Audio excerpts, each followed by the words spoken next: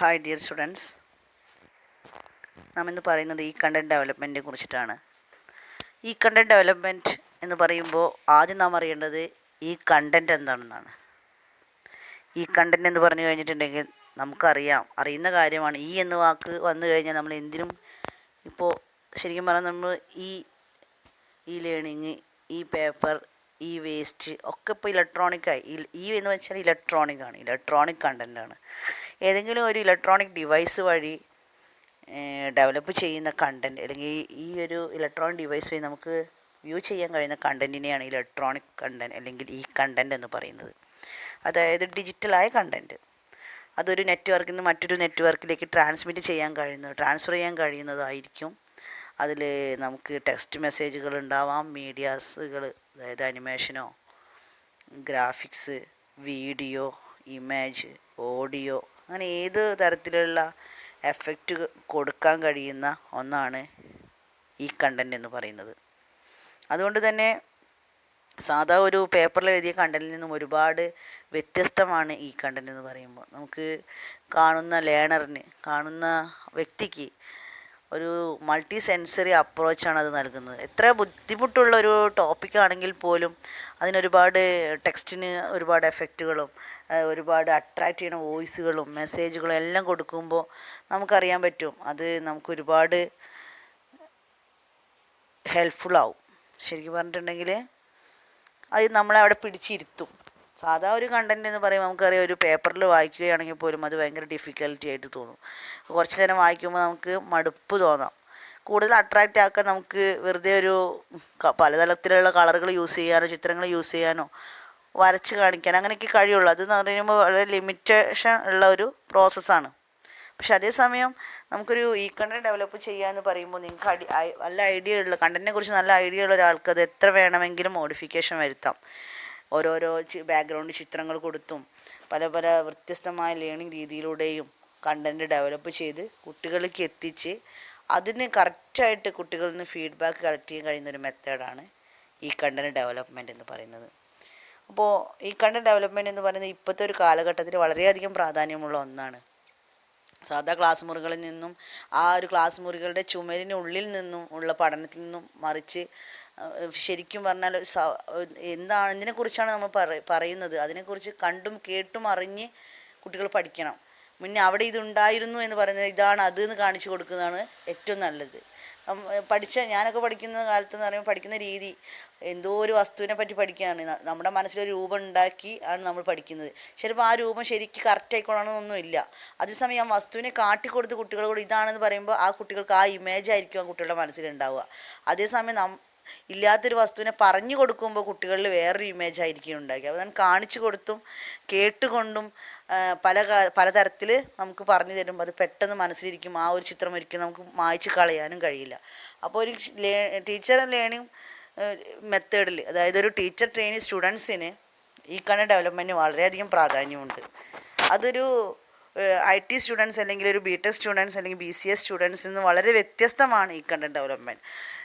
നമ്മളെപ്പോഴും കുട്ടികളെ മുന്നിൽ കണ്ടുകൊണ്ടാണ് ഈ കണ്ടൻറ് ഡെവലപ്മെൻറ്റ് പറയുന്നത്. നമ്മുടെ മുന്നിലിരിക്കുന്ന എപ്പോഴും കുട്ടികളാണ്, നമ്മൾ ടീച്ചേഴ്സാണ്. ആ ഒരു കോൺസെപ്റ്റിലാണ് എപ്പോഴും കണ്ടൻറ്റിനെ കുറിച്ചിട്ടും ഈ ഒരു മെത്തേഡിനെ കുറിച്ചും പറയുന്നത്. അതുകൊണ്ട് തന്നെ ഈ കണ്ടൻറ് ഡെവലപ്മെൻറ്റിൻ്റെ സ്റ്റേജിൽ തന്നെ വളരെ വ്യത്യാസമുണ്ട്. ബാക്കി എല്ലാ മേഖലയിലും ഈ കണ്ടൻറ് ഡെവലപ്മെൻറ്റ് പഠിക്കുന്നുണ്ടെങ്കിൽ കൂടിയും ഈ കണ്ടൻറ് ഡെവലപ്മെൻറ്റിൻ്റെ സ്റ്റെപ്പുകൾ വളരെയധികം വളരെ ചേഞ്ചുകളുണ്ട്. ഇപ്പോൾ BEd ട്രെയിനീസ് എന്ന രീതിയിലാണ് നമ്മൾ ഈ കണ്ടൻറ് ഡെവലപ്മെൻറ്റ് പഠിക്കേണ്ടത്. ഈ കണ്ടൻറ് ഡെവലപ്പ് ചെയ്യുമ്പോൾ അതിനുള്ള മെയിനായിട്ടുള്ള സ്റ്റെപ്പുകളെ കുറിച്ചിട്ടാണ് നമുക്കിനി പറയാനുള്ളത്. Steps in the preparation of ഈ കണ്ടൻറ്. പ്രധാനമായിട്ടും 7 സ്റ്റെപ്പുകളാണ് ഈ കണ്ടൻറ് ഡെവലപ്മെൻറ്റിനുള്ളത്. First planning, then analysing, organising, designing, developing, implementing and evaluating. ഇങ്ങനെ 7 സ്റ്റെപ്പുകളാണ് ഈ കണ്ടൻറ് പ്രിപ്പറേഷനിൽ ഉള്ളത്. ഫസ്റ്റ് സ്റ്റെപ്പ് എന്ന് പറയുന്നത് പ്ലാനിങ് ആണ്. പ്ലാനിങ് എന്ന് പറഞ്ഞിട്ടുണ്ടെങ്കിൽ നമുക്കറിയാം എന്താ ഈ കണ്ടൻറ്റോ വേറെ എന്തായാലും ഒന്ന് ഡെവലപ്പ് ചെയ്യുമ്പോൾ അതിൻ്റെ മുന്നേ നമുക്ക് കറക്റ്റായിട്ടൊരു പ്ലാനിങ് വേണം. നമ്മൾ ഇനി ഒരു ടൂറ് പോകാനാണെങ്കിൽ പോലും ആദ്യം നമ്മളൊന്ന് പ്ലാൻ ചെയ്തിട്ടാണ് പോവുക. കാരണം കറക്റ്റായിട്ട് റൂട്ട് മാപ്പ് ഒന്നും ഇല്ലാണ്ട് പോകുമ്പോൾ അതിൻ്റേതായിട്ടുള്ള ബുദ്ധിമുട്ടുകൾ ഉണ്ടായിരിക്കും. അതുപോലെ തന്നെ ഏതൊരു കാര്യത്തിലായാലും ആദ്യം വേണ്ടത് പ്ലാനിങ് ആണ്.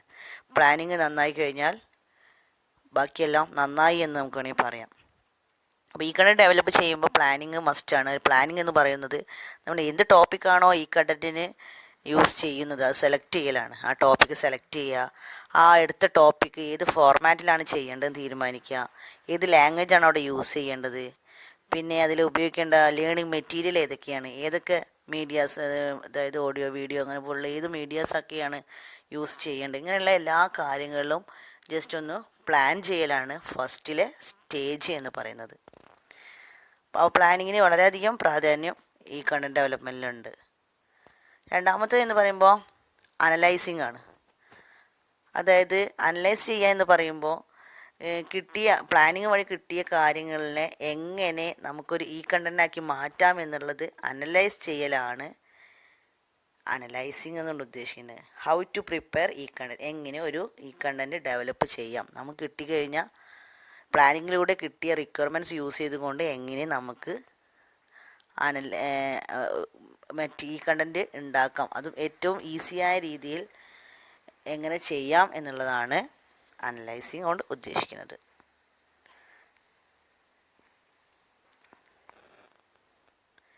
പിന്നെ നമുക്ക് പറയാനുള്ള മൂന്നാമത്തത് ഓർഗനൈസിങ് ആണ്.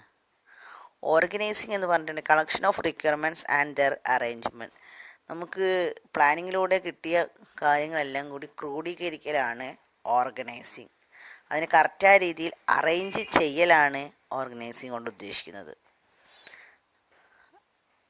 അതുകൊണ്ട് തന്നെ ഓർഗനൈസ് ചെയ്യുക എന്ന് പറയുമ്പോൾ നല്ലൊരു സ്റ്റെപ്പ് തന്നെ ആണ്. നിങ്ങൾ കറക്റ്റായിട്ട് മനസ്സിലാക്കും. അടുത്തത് പറയാനുള്ളത് നാലാമത്തെ സ്റ്റെപ്പാണ് ഡിസൈനിങ്. ഇപ്പോൾ പ്ലാനിങ്, അനലൈസിങ്, ഓർഗനൈസിങ്, നാലാമത്തെ ഡിസൈനിങ് ആണ്.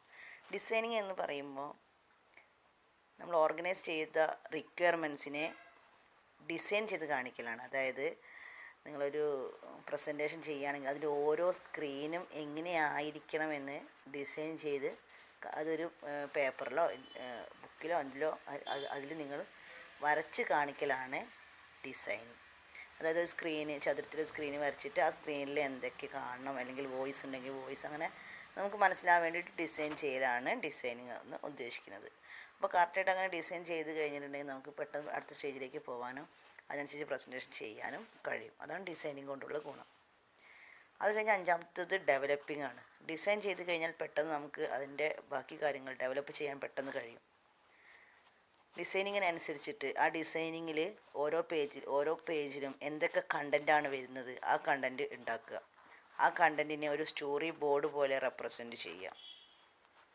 കണ്ടൻറ്റ് ഡെവലപ്പ് ചെയ്യുക എന്ന് പറയുമ്പോൾ നിങ്ങളൊരു ഏതെങ്കിലും ഒരു എക്സാമ്പിൾ, എന്തെങ്കിലും ഒരു പൊല്യൂഷനോ എന്തോ ആകട്ടെ, അങ്ങനെയാണെങ്കിൽ അതിനോട് ബന്ധപ്പെട്ടിട്ടുള്ള കണ്ടൻറ്റ് ഡെവലപ്പ് ചെയ്യുക. അതാണ് ഈ ഡെവലപ്പിങ്ങിൽ തന്നെ 3 സ്റ്റേജ് ഉണ്ട്. കണ്ടൻറ്റ് ഡെവലപ്മെൻറ്റ് ഉണ്ട്, സ്റ്റോറി ബോർഡ് ഡെവലപ്മെൻറ്റ് ഉണ്ട്, കോഴ്സ്വെയർ ഡെവലപ്മെൻറ്റ് ഉണ്ട്. കണ്ടൻറ്റ് ഡെവലപ്മെൻറ്റ് എന്ന് പറയുമ്പോൾ അതിൽ നമ്മൾ എന്താണോ ഉദ്ദേശിക്കുന്നത്, കുട്ടികൾക്ക് എത്താൻ ഉദ്ദേശിക്കുന്നത് എന്താണോ ആ കണ്ടൻറ്റ് ഡെവലപ്പ് ചെയ്യുക എന്നുള്ള അതിന് ആവശ്യമുള്ള കണ്ടൻറ്റ് സെലക്ട് ചെയ്യുക. കാരണം നമ്മൾ ഒരുപാട് പ്രസൻറ്റേഷൻ ആയാലും എന്തായാലും നല്ലതുപോലെ ചെയ്തതിന് ശേഷം നല്ല ഉഷാറാക്കിയിട്ട് അതിലൊരു കണ്ടൻറ്റും ഇല്ലെങ്കിൽ അതിൽ കാര്യമില്ല. കാരണം ഒരു കണ്ടൻറ്റ് കുട്ടികൾക്ക് എത്തിക്കാൻ വേണ്ടിയിട്ടാണ് നമ്മൾ ഇത്രയും നല്ല രീതിയിൽ പ്രസൻറ്റ് ചെയ്യുന്നത്. അപ്പോൾ പ്രസൻറ്റേഷൻ ഉഷാറായിട്ട് അതിലൊരു കണ്ടൻറ്റും ഇല്ല എന്നുണ്ടെങ്കിൽ കാര്യമില്ല. അപ്പോൾ അതിൻ്റെ കണ്ടൻറ്റ് ആദ്യം നിങ്ങളെടുത്ത് ഡിസൈൻ ചെയ്യുന്നതിന് കണ്ടൻറ്റ് കറക്റ്റായിട്ട് ഡിസൈൻ ചെയ്യുക. അതിനുശേഷം ആ കണ്ടൻറ്റ് വെച്ചുകൊണ്ട് സ്റ്റോറി ബോർഡ് ഡെവലപ്പ് ചെയ്യുക. സ്റ്റോറി ബോർഡ് ഡെവലപ്പ് ചെയ്യാൻ അത് ഞാൻ എൻ്റെ ഒരു ഫോർമാറ്റ് കാണിച്ചു തരാം. സ്റ്റോറി ബോർഡ് ഡെവലപ്പ് ചെയ്യുക എന്ന് പറയുമ്പോൾ നമ്മൾ സ്ലൈഡ് പ്രിപ്പറേഷൻ ഉണ്ടല്ലോ, സ്ലൈഡ് പ്രിപ്പറേഷൻ നിങ്ങൾക്ക് അറിയുന്നതാണ്. സ്ലൈഡ് പ്രിപ്പറേഷനിൽ ഒരു സൈഡിൽ നമ്മൾ സ്ലൈഡിൻ്റെ ചിത്രം വരയ്ക്കും, മറ്റു സൈഡിൽ സ്ലൈഡിൻ്റെ കണ്ടൻറ്റാണ് എഴുതുക. ആ സ്ലൈഡ്, അതായത് ഒരു സ്ലൈഡ് എന്ന് ഉദ്ദേശിക്കുന്നത് ഒരു സ്ക്രീൻ, ഒരു മോണിറ്റർ, നമ്മുടെ ഒരു ടി വിയിൽ കാണുന്ന ഒരു സ്ക്രീനാണെങ്കിൽ സ്ക്രീൻ. ആ സ്ക്രീനിൽ എന്തൊക്കെ വരും, അപ്പോൾ അതിൽ ഫസ്റ്റത്തെ സ്ക്രീൻ ആണെങ്കിൽ സ്ലൈഡ് നമ്പർ 1 എന്ന് കൊടുത്തിട്ട് ഫസ്റ്റത്തെ സ്ക്രീൻ, ആ സ്ക്രീനിൽ എന്തൊക്കെയാണ് വരുന്നത് എന്നുള്ളതിൻ്റെ നേരെയായിട്ട് അപ്പുറത്തെ സൈഡിൽ അത് എഴുതുക. അപ്പോൾ അതിലൊരു ജസ്റ്റ് ഒരു ഹെഡിങ് മാത്രമേ ഉള്ളൂ എന്നുണ്ടെങ്കിൽ ഹെഡിങ് എന്താണെന്ന് ജസ്റ്റ് എഴുതുക. ഇനി അതേപോലെ പിക്ചേഴ്സ് ഉണ്ടോ, ബാക്ക്ഗ്രൗണ്ട് മ്യൂസിക് ഉണ്ടോ, ബാക്ക്ഗ്രൗണ്ട് ചിത്രങ്ങളുണ്ടോ, എന്തായാലും അത് സ്പെസിഫൈ ചെയ്യുക. ശരിക്കും പറഞ്ഞാൽ ഒരു ഫിലിം ഡെവലപ്പ് ചെയ്യുമ്പോൾ അതിന് മുന്നേ തിരക്കഥ ഉണ്ടായിരിക്കും. ആ തിരക്കഥ വായിച്ചിട്ടാണ് ശരിക്കും പറഞ്ഞാൽ ആക്ടേഴ്സൊക്കെ ഫിലിം ചൂസ് ചെയ്യണത് തന്നെ. കാരണം ആ തിരക്കഥ വായിച്ചു കഴിഞ്ഞാൽ അതിനുള്ളിലുള്ള എല്ലാ കാര്യങ്ങളും നമുക്ക് മനസ്സിലാക്കാൻ കഴിയും. അപ്പോൾ നമുക്ക് നല്ലതെന്ന് തോന്നുന്നത് സ്വീകരിക്കുകയും ചീത്തതെന്ന് തോന്നുന്നത് ഒഴിവാക്കാനും കഴിയും. അതുപോലെ തന്നെയാണ് സ്റ്റോറി ബോർഡ് എന്ന് പറഞ്ഞിട്ടുണ്ടെങ്കിൽ. നിങ്ങൾക്ക് സ്റ്റോറി ബോർഡ് നോക്കിക്കഴിഞ്ഞാൽ ആ ഒരു ചെയ്യുന്ന പ്രസൻറ്റേഷനിൽ എന്തൊക്കെയുണ്ടെന്ന് കാണുന്ന ആൾക്ക് മനസ്സിലാവും. ശരിക്കും നിങ്ങളുടെ പ്രസൻറ്റേഷൻ കാണേണ്ട ആവശ്യമൊന്നുമില്ല. സ്റ്റോറി ബോർഡ് നോക്കിയാൽ ഒറ്റയടിക്ക് നമുക്ക് പറയാൻ പറ്റും അതിൽ എന്തൊക്കെയുണ്ട് എന്നുള്ളത്. അപ്പോൾ കുറച്ചുകൂടി കണ്ടൻറ്റ് ആഡ് ചെയ്യണമെന്നോ അല്ലെങ്കിൽ കുറച്ചുകൂടി എഫക്റ്റ് കൊടുക്കണം എന്നൊക്കെ ഉണ്ടെങ്കിൽ നമുക്ക് കുറച്ച് സബ്ജക്റ്റ് എക്സ്പേർട്ടിന് പെട്ടെന്ന് പറഞ്ഞു തരാൻ കഴിയും. അതിനാണ് സ്റ്റോറി ബോർഡ് ഡെവലപ്പ് ചെയ്യുന്നത്. അപ്പോൾ ഓരോ ഇതിലുള്ളത് എല്ലാം എഴുതണം. ഫസ്റ്റ് സ്ലൈഡിൽ നിങ്ങൾ ബാക്ക്ഗ്രൗണ്ട് മ്യൂസിക് കൊടുത്തെങ്കിൽ ബാക്ക്ഗ്രൗണ്ട് മ്യൂസിക് എഴുതണം. പിക്ചർ ഉണ്ടെങ്കിൽ പിക്ചർ എന്താണെന്ന് എഴുതണം. സൗണ്ട് എക്സ്ട്രാ നിങ്ങൾ കൊടുക്കുന്നുണ്ടെങ്കിൽ അത് എഴുതണം. എന്താണോ നിങ്ങൾ ചെയ്തിട്ടുള്ള എല്ലാ ആക്ടിവിറ്റീസും സ്പെസിഫൈ ചെയ്തിട്ട് എഴുതുക. അതാണ് സ്റ്റോറി ബോർഡ് ഡെവലപ്മെൻറ്റ്. പിന്നെ മൂന്നാമത്തത് എന്ന് പറയുന്നത് courseware development. Courseware development എന്ന് പറഞ്ഞാൽ നമ്മൾ ഈ കണ്ടൻറ് ഡെവലപ്പ് ചെയ്തു, സ്റ്റോറി ബോർഡും ഡെവലപ്പ് ചെയ്തു, നമുക്ക് ഇതിനെ കുട്ടികളിലേക്ക് എത്തിക്കുന്ന രൂപത്തിലേക്ക് ആക്കി മാറ്റണം. അതായത് ഇൻട്രാക്റ്റീവ് കമ്പൗണ്ട് ആക്കിയിട്ട് ഇൻട്രാക്റ്റീവ് കമ്പൗണ്ട് ആഡ് ചെയ്തും കൊണ്ട് അതിപ്പോൾ നമ്മൾ ശരിക്കും പറഞ്ഞിട്ടുണ്ടെങ്കിൽ വല്ല CD-യിലോ പെൻഡ്രൈവിലോ ആക്കി കുട്ടികൾക്ക് കാണിച്ച് അതിൻ്റെ ഫീഡ്ബാക്ക് എത്തിക്കുന്ന രൂപത്തിലേക്ക് ആവണം. അതാണ് മൂന്നാമത്തെ സ്റ്റേജ് എന്ന് പറയുന്നത്. അങ്ങനെ 3 തരം ഡെവലപ്മെൻ്റ് ആണ് ഉള്ളത്. ഇപ്പോൾ കോഴ്സ് വെയർ എന്ന് പറയുന്നത് ശരിക്കും പറഞ്ഞാൽ കുട്ടികൾക്ക് എത്തി അതിൻ്റെ ഫീഡ്ബാക്ക് കിട്ടുന്ന രൂപത്തിലോട്ടും ആക്കി മാറ്റുക ഈ കണ്ടൻറ്റിനെ. അങ്ങനെ 3 തരമാണുള്ളത്. പിന്നെ അത് അത്രയും പറഞ്ഞു കഴിഞ്ഞാൽ അടുത്ത സ്റ്റേജിലേക്ക് പോകാം. ഡെവലപ്പിംഗ് സ്റ്റേജ് കഴിഞ്ഞു. പിന്നെ അടുത്ത് ഇംപ്ലിമെൻറ്റ് സ്റ്റേജാണ്. നമ്മൾ ഡെവലപ്പ് ചെയ്ത സംഭവത്തിനെ ഇംപ്ലിമെൻറ്റ് ചെയ്യുക. അത് അധികം ഇംപ്ലിമെൻറ്റ് ചെയ്യുക എന്ന് പറയുമ്പോൾ നമ്മൾ ഉദ്ദേശിക്കുന്നത് സെർവറിലിടലാവാം. കമ്പ്യൂട്ടർ സെർവറിൽ ഇട്ട് കഴിഞ്ഞാൽ ആർക്കും അത് ആക്സസ് ചെയ്യാൻ രൂപത്തിൽ ആക്കി മാറ്റാം. ഇംപ്ലിമെൻറ്റ് ചെയ്യാന്നുകൊണ്ട് ഉദ്ദേശിക്കുന്നത് അതാണ്. കാരണം നമ്മൾ ഡെവലപ്പ് ചെയ്ത സാധനം നമ്മുടെ കയ്യിൽ വെച്ചുകൊണ്ടിരുന്നിട്ട് വലിയ കാര്യമൊന്നുമില്ലല്ലോ. അത് മറ്റുള്ളവരിലേക്ക് എത്തണം എന്ന് വിചാരിച്ചിട്ടാണ് ഡെവലപ്പ് ചെയ്യുന്നത്. അപ്പോൾ അത് എത്താനുള്ള മാർഗ്ഗമാണ് ഇംപ്ലിമെൻറ്റിങ്. അത് പല രീതിയിൽ നമുക്ക് ചെയ്യാം. ഏറ്റവും സ്യൂട്ടബിളായിട്ട് നമ്മൾ സിമ്പിളായിട്ട് ചെയ്യുന്നതാണ് നമ്മളിപ്പോൾ നമ്മൾ ചെയ്ത സാധനത്തിനെ സെർവറിൽ ഇൻസ്റ്റാൾ ചെയ്യുക. അങ്ങനെയാണെങ്കിൽ ഏതൊരു ലേണറിനും ആക്സസിബിൾ ആവുന്ന രൂപത്തിൽ ആക്കി മാറ്റുക. അത് മാത്രം സെർവറിന് മാത്രമാണ് ഈ കണ്ടൻറ് ഡെവലപ്മെൻറ്റ് അല്ലെങ്കിൽ ഈ കണ്ടൻറ് എന്നില്ല. നമുക്കത് CD-യിലാക്കി മാറ്റി നമ്മുടെ കുട്ടികൾക്ക് മാത്രം മതിയെങ്കിൽ അത് അങ്ങനെ ആക്കാം. പെൻഡ്രൈവിലാക്കി കാണിക്കാം. അതെന്തോ എങ്ങനെയോ സെൻഡ് ചെയ്തിട്ടോ അങ്ങനെ വേണമെങ്കിൽ നമുക്ക് കാണിക്കാം. ഒക്കെ ഈ കണ്ടൻറ്റാണ്. ഏറ്റവും നല്ലൊരു ഇംപ്ലിമെൻറ്റിംഗ് മെത്തേഡാണ് ഇൻസ്റ്റാൾ ചെയ്യുക എന്ന് പറയുന്നത്. പിന്നെ ലാസ്റ്റത്തെ 7ാമത്തെ സ്റ്റെപ്പാണ് ഇവാലുവേറ്റിംഗ്. എന്ത് സാധനം നമ്മൾ ഉണ്ടാക്കി കഴിഞ്ഞാലും അത് ഏതൊരു സംഭവം ആയാലും അതിന് മെറിറ്റും ഡീമെറിറ്റും ഉണ്ടാവും. അതായത് അതിൻ്റെ ഫീഡ്ബാക്കിലൂടെ മാത്രമേ അതിൻ്റെ പ്രശ്നങ്ങളും എല്ലാം നമുക്ക് മനസ്സിലാക്കാൻ കഴിയുള്ളൂ. അതാണ് ഇവാലുവേറ്റ് ലാസ്റ്റ് സ്റ്റേജ്. അതായത് ഇംപ്ലിമെൻറ്റ് ചെയ്ത് കഴിഞ്ഞാൽ ഉണ്ടാവുന്ന സ്റ്റേജാണ് ഇവാലുവേറ്റിംഗ്. അത് കുട്ടികൾക്ക് എത്തിക്കഴിഞ്ഞ് കുട്ടികളോട് കുറച്ച് ക്വസ്റ്റ്യൻ ചോദിക്കുക. ഒരു ഇൻട്രാക്ഷൻ സെക്ഷനിലൂടെ നമുക്ക് വേണമെങ്കിൽ നമ്മുടെ ഒരു ഉണ്ടാക്കി ഈ കണ്ടൻറ്റിൻ്റെ ഫീഡ്ബാക്ക് പെട്ടെന്ന് മനസ്സിലാക്കാൻ കഴിയും.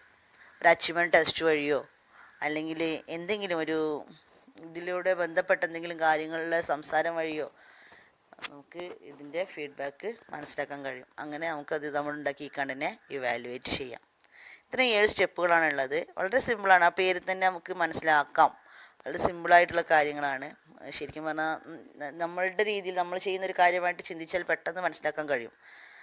Planning, analysing, organising, designing, developing, implementing, evaluating. ഇതാണ് ഒരു സ്റ്റോറി ബോർഡിൻ്റെ പ്രസൻറ്റേഷൻ്റെ മാതൃക.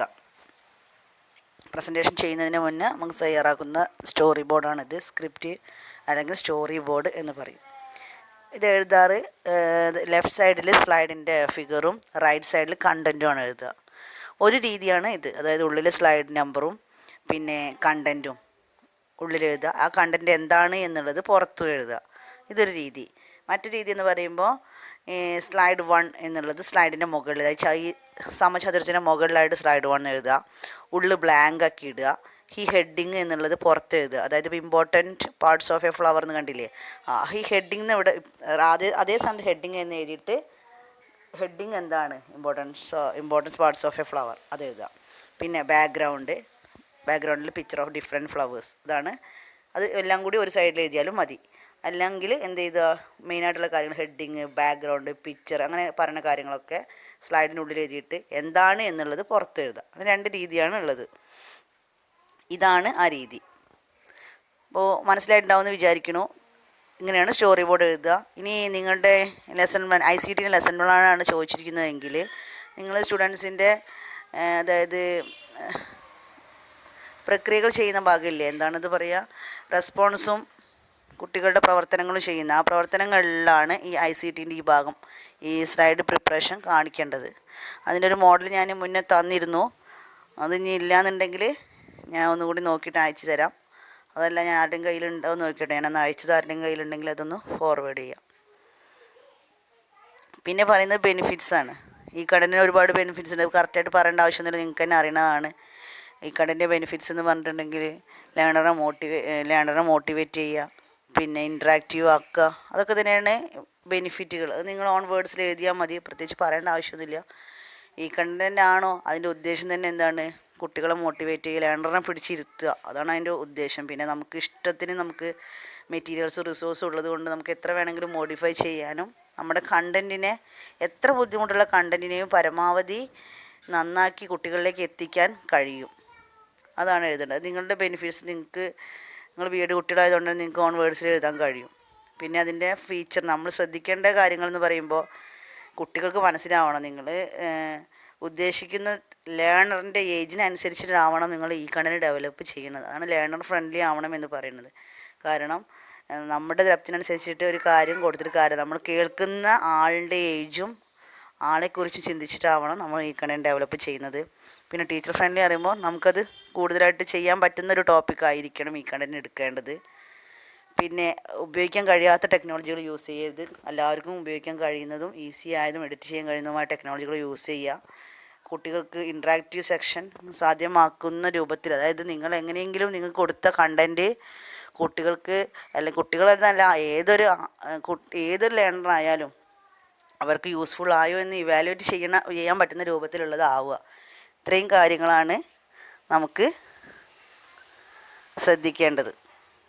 ഇനി എന്തെങ്കിലും ഡൗട്ടോ കാര്യങ്ങളോ ഉണ്ടെന്നുണ്ടെങ്കിൽ, എന്തെങ്കിലും പറയേണ്ടതുണ്ടെന്നുണ്ടെങ്കിൽ നിങ്ങൾ പറയുക. പേഴ്സണലായിട്ടോ ഗ്രൂപ്പിലോ എങ്ങനെയാണെന്ന് വെച്ചാൽ പറയുക. Okay, thank you.